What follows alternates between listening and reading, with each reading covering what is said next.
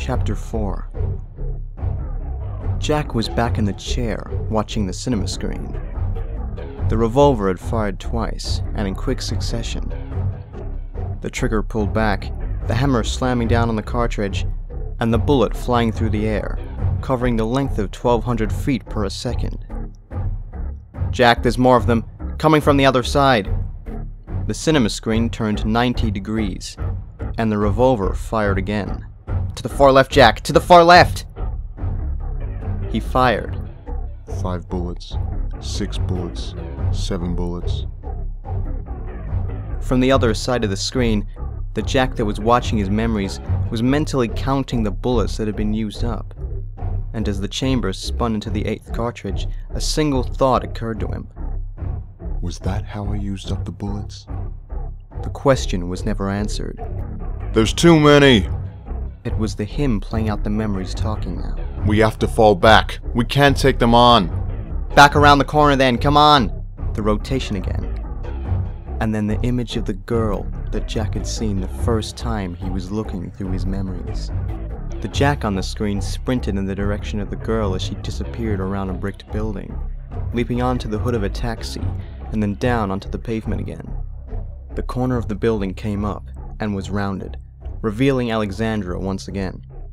She was 20 or 30 meters out front, looking behind every few seconds to make sure her companion was still behind her, and that he hadn't fallen behind by getting held up on something or being attacked by whatever was after them. She rounded another corner, and upon catching up with her, the cinema Jack found her leaning against the wall in a seated position, holding her rifle, the muzzle pointed upwards in her hands. She was ready for combat, this much was certain. Around her waist, an ammo belt was fastened in place, although the remaining bullets only filled about half of the belt's slots. Hanging off to the left of her body was an M9 in a black holster. She wore a white tank top, and dark patches could be seen around the neck hole and under the arms. She had been running from place to place so much, the sweat had soaked right through her clothing. "Well, don't just stand there. What are you waiting for? Get behind me. You have a revolver with 1 bullet left, and I have an automatic rifle. Who do you think would be more of a valued person in this situation, you or me?" Springing into action, Cinema Jack ran past and knelt behind her, steadying himself by laying his hands on the brick wall. Meanwhile, Alexandra had lowered the muzzle of the gun, and was now peering around the corner, waiting to open fire on anything that could have followed Jack around the bend. After a few seconds of seeing nothing, she leaned back around to face the screen. "It seems like nothing was that close behind us, but we better stay on guard anyway. Those fuckers are a nasty bunch." She turned back and leaned out of the corner once again, readying the rifle. What the hell happened? "I'll tell you what the hell happened," Alexandra responded without taking her eyes off the alleyway. "We went down 7th Street, is what happened. They came out of nowhere, is what happened." I thought we had that covered. "Well, we obviously didn't, did we? They must have snuck past Jake. Probably killed him, I'd say.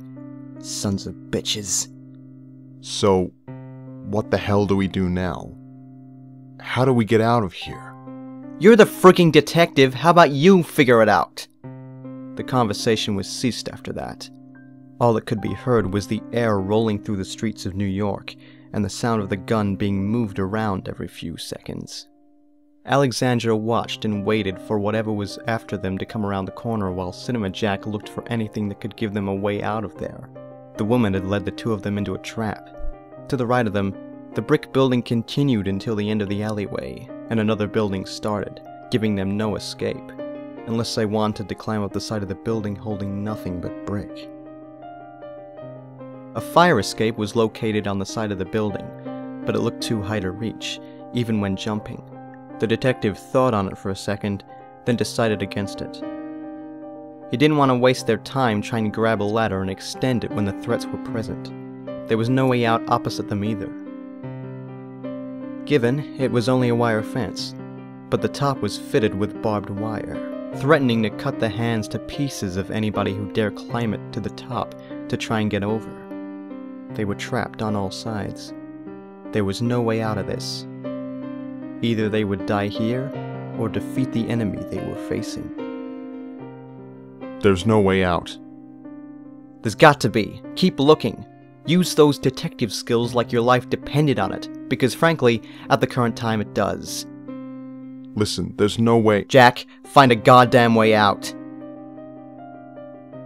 Taking his eyes away from the girl, Cinema Jack surveyed the area again, trying to locate any possible outcome that they had missed. A water pipe they could climb up, something they could stand on to get to the fire escape, another way down an alley that they hadn't seen before. But then he did see it. A gap in the fence right down the end of the alleyway. It didn't look as though there was enough room for a person to squeeze through, but if he could make it a little bigger, they would be home free.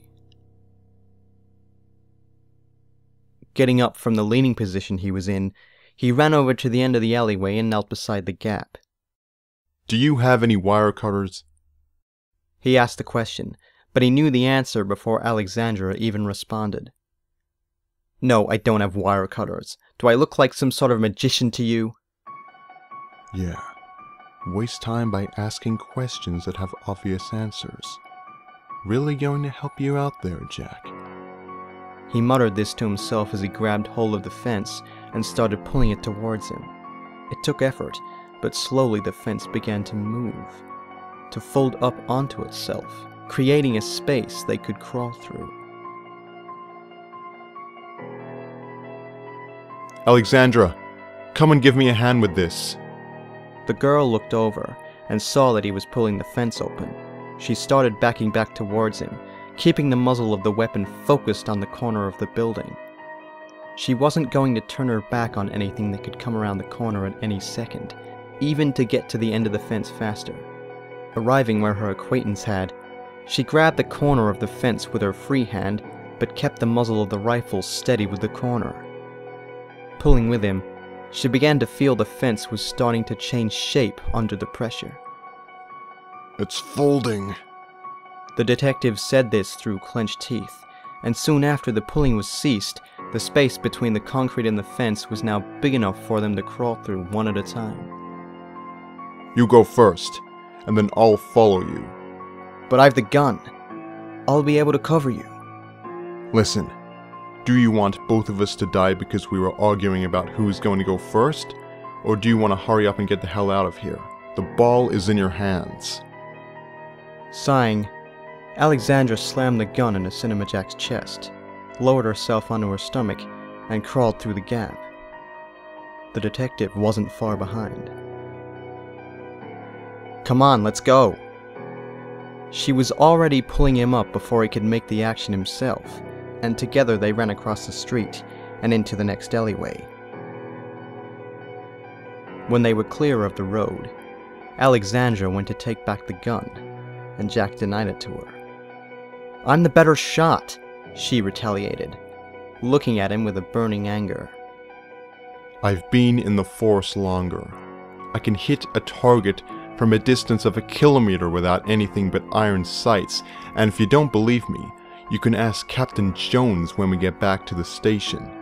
I'm sure he would be happy to show you the results of my fire range test. She shut her mouth, not wanting to protest any further. Suddenly, the sound of glass shattering could be heard from behind them. The screen spun to the opposite direction, and that's when Jack saw it. A figure coming through a thick layer of dust, or was it smoke? He didn't have time to figure it out. Cinema Jack was already raising the gun to look through the sights. His finger came to wrap itself around the trigger. Without so much as a warning, the muzzle of the rifle lit up, and the gunshots sounded out.